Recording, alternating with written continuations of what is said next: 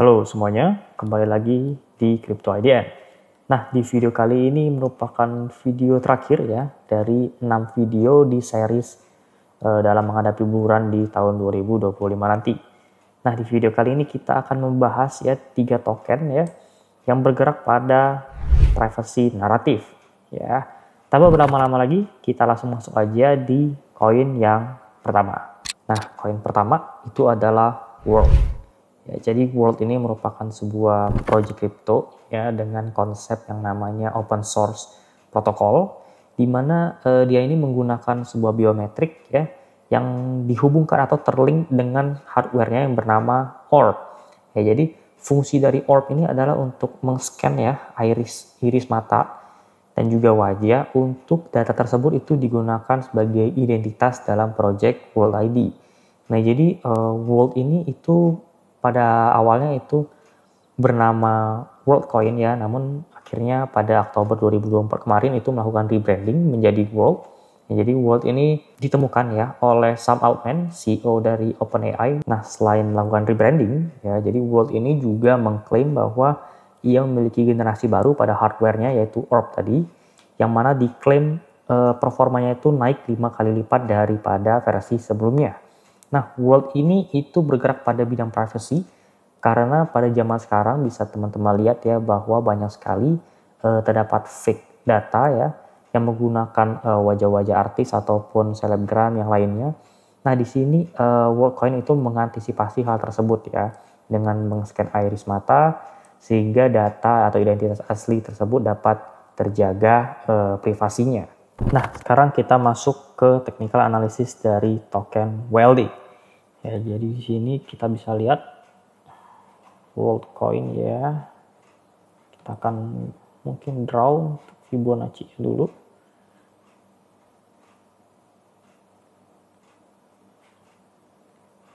Oke, mungkin seperti ini. Kita ambil dari ini. Oke. Nah, bisa kita lihat ya bahwa open interest dari Worldcoin ini sebenarnya baik ya. Namun dia memiliki stokastik RSI yang kurang menarik ya, dimana bisa kita lihat bahwa Worldcoin ini sudah pada posisi overbought ya, dan ada chance untuk mengalami koreksi. Dan kita bisa lihat bahwa Worldcoin ini bisa koreksi ke daerah maybe EMA 21 ya, ada support di sana dan juga berbarengan dengan area Fibonacci-nya di 0,618 sampai 0,5 ya. Bisa teman-teman bisa beli itu di daerah maybe 2,6 sampai ke daerah 2,8 ya untuk Worldcoin.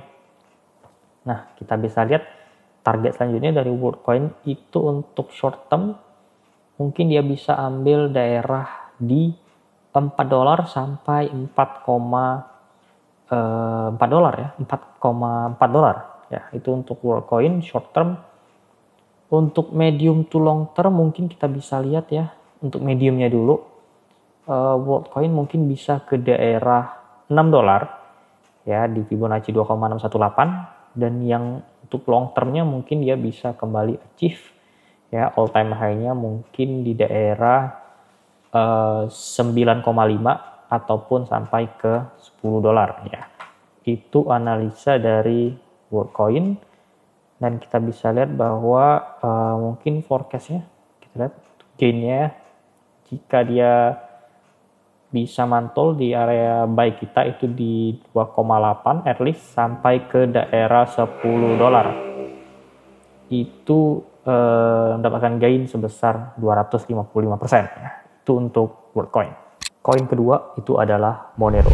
Jadi Monero ini merupakan sebuah mata uang digital ya yang sifatnya terdesentralisasi, yang mana Monero ini memiliki ciri khas yaitu dapat menganonimkan ya transaksi yang ada dalam jaringannya, sehingga emang Monero ini itu disebut sebagai full privacy coin. Nah, Monero ini memiliki native token yang bertiker XMR ya, di mana Monero ini memiliki banyak sekali ya fitur unik yang terdapat di dalamnya. Contoh yang pertama, fitur pertama dalam Monero itu adalah stealth address, di mana alamat atau address yang digunakan itu hanya dapat dipakai untuk satu transaksi saja. Nah, lalu selain itu juga ada fitur yang bernama decoy yang berfungsi untuk menentukan transaksi mana saja yang sah. Nah, selain itu juga ada fitur yang namanya ring signature. Jadi ring signature ini merupakan fitur yang mana berfungsi untuk mengelompokkan berbagai transaksi, serta ada fitur lagi yang terakhir itu namanya ring city ya. Jadi ring city ini merupakan fitur yang digunakan untuk bisa kita bilang mengaburkan ya aset XMR yang terdapat pada wallet si pengguna XMR tersebut. Nah, jadi Monero ini atau XMR ini pertama kali diluncurkan pada tahun 2017 ya, yang mana sampai sekarang ya sangat susah sekali bagi orang-orang awam untuk menggunakan transaksi XMR ini, dan juga belum ada hardware wallet yang kompatibel dengan XMR ini. Nah, sekarang kita akan masuk ke analisa dari token XMR ya. Jadi XMR ya, mungkin kita akan draw juga XMR mungkin di daily dulu ya, seperti ini untuk dailynya at least. Nah, untuk XMR ini udah pump ya, sebesar at least 23-25% ya untuk di minggu ini, luar biasa. Dari stochastic RSI ini juga mengalami kenaikan ya. Ada chance mungkin XMR akan battling ya, karena gue lihat ada resisten di sini. Kita bisa gambar resisten di daerah, nah ya dia sudah sempat hit ya, dan sedikit menurun juga itu di daerah 225 ya sampai di 200 untuk XMR ya. Chance beli at least ya kalau emang dikoreksi mungkin bisa untuk area belinya itu di 180 ya, 180 dolar ya di Fibonacci 0,618 ya, karena ada support yang benar-benar kuat di sana ya. Selain itu XMR bisa melakukan XMR itu bisa kembali reach ya, resistensinya itu di sekitar 230 sampai 240 untuk mediumnya. Lalu untuk shortnya, lalu untuk medium to long termnya mungkin dia at least di cycle ini itu bisa gain sampai ke 300 dolar ya. Jadi kita bisa lihat mungkin chance naiknya itu bisa sampai at least menyentuh 164% ya. Itu untuk XMR atau Monero. Nah, koin ketiga itu adalah Dask Network. Jadi Dask ini merupakan sebuah blockchain layer 1 ya yang bergerak pada bidang privacy dan juga tokenisasi real world asset. Nah, jadi Dask ini itu menggunakan yang namanya mekanisme konsensus segregated Byzantine agreement atau biasa disingkat dengan SBA. Nah, jadi menurut tim dari Dask Network ini, konsensus SBA ini itu merupakan peningkatan dari konsensus Proof of Stake. Nah, Dask Network ini juga mendukung yang namanya Confidential Security Contract dan juga Confidential Smart Contract. Nah, Dask ini itu memiliki native token yang bertiker DUSK ya, atau Dask. Sekarang kita masuk ke analisa dari Dask Coin ya. Jadi Dask ini mungkin Fibonacci dulu, at least di sini. Ya, oke. Dask ini masih ada chance ya untuk dia naik, karena stokastiknya juga bullish sekali. Ya, bisa kita lihat mungkin kalau dia emang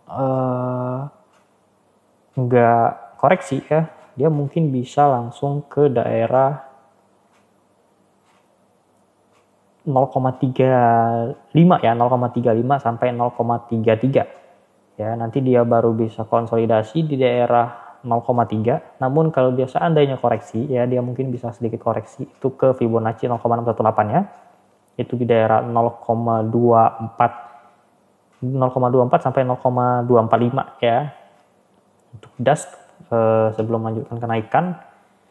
Selain itu Dask ada potensi untuk visit ya, short to medium termnya itu di daerah 0,4 sampai 0,45 ya, atau 0,46 itu sampai ke 0,5 dolar. Dan juga untuk long termnya I think bisa mungkin at least sempat ke $0,6 ya, itu untuk Dashcoin.